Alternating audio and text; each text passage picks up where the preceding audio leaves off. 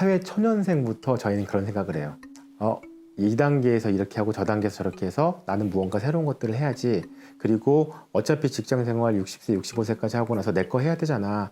그럼 뭐 해야지라고 고민을 해요. 근데 고민만 했지 액션을 취하지 않았어요. 그 친구가 중년차가 되고 고년차가 돼서 나이가 50이 되고 50대 중반이 됐어요. 똑같은 생각을 가지고 있죠. 나 뭐 하지? 뭐 했었어야 되는데 하나도 한 게 없네?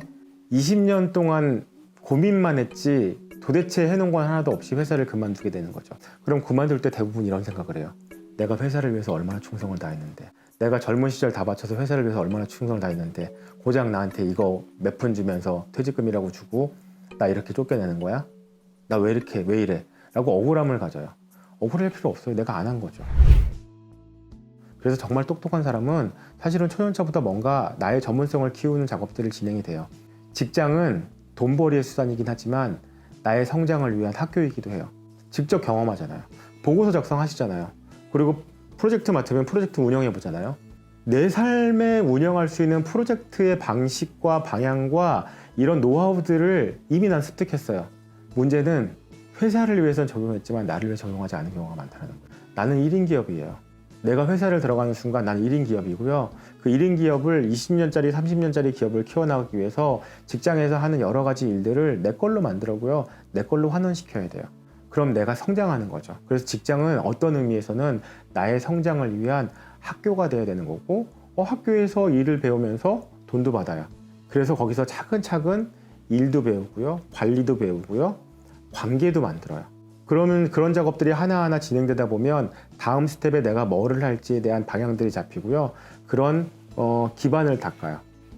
만약에 내가 전문 영역에 뭔가 남들보다 독특한 거를 하고 있다면 더 전문가로 성장할 가능성이 많죠. 그러면 한 단계 한 단계 그것들을 준비하는 것들을 하셔야 되죠. 책을 쓸 수도 있고요. 그 다음에 뭐 직장에서는 아직까지 우리나라에서는 세컨잡이 가능하지 않지만 가능한 범위 내에서 할 수 있는 것들을 할 수 있잖아요. 그런 것들을 하면서 나를 점점 성장시키고 다음 스텝에 뭐를 할지를 10년짜리, 20년짜리, 30년짜리 프로젝트를 가지고 준비하셔야 되고요. 어떤 분들은 일찍 그만두시니까 한 10년짜리 프로젝트가 될 수 있죠. 나는 내가 누군가를 찾아가는 게 아니라 내가 전문가가 돼서 그 영역이 궁금할 때 나한테 찾아오는 전문가가 되고 싶어. 의 인생의 방향성을 정하고 우연히도 기업의 임직원들을 대상으로 한 정신건강, 마음건강에 대한 어떤 영역들을 확인하고 이거 내가 하면 정말 최고의 전문가가 될 수 있을 것 같아 라는 생각을 하게 된 게 30대 중반.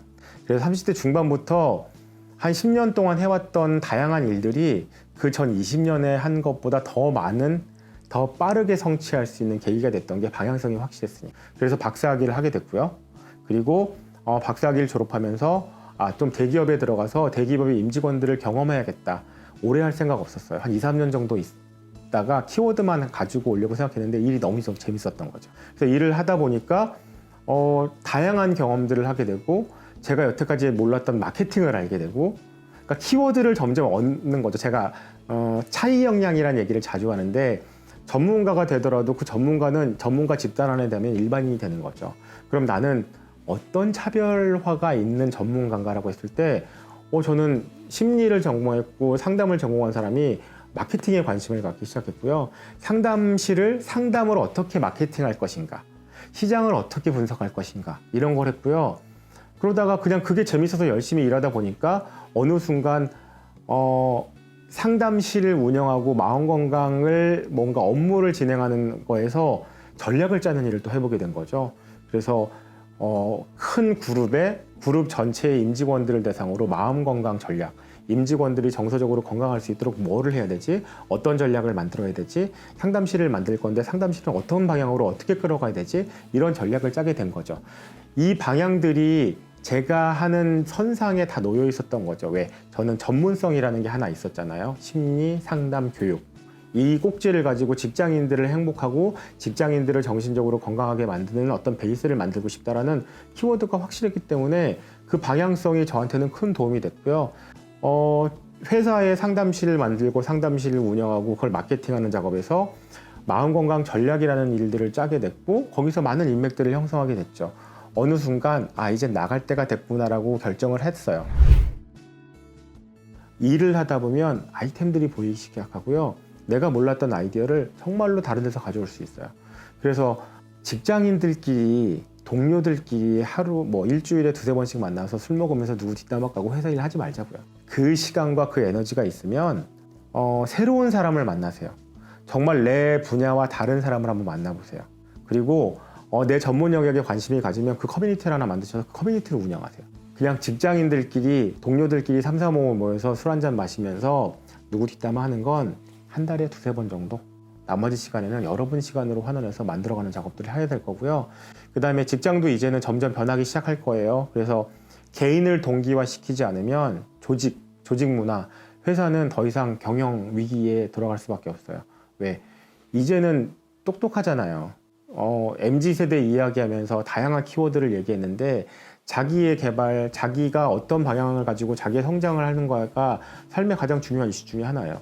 그러면 회사가 이거 해 저거 해라고 할 수도 있지만 거기에 따라서 70년대생, 80년대생까지만 해도 동기화 됐지만 이제는 그게 동기화 되지 않을 수도 있거든요.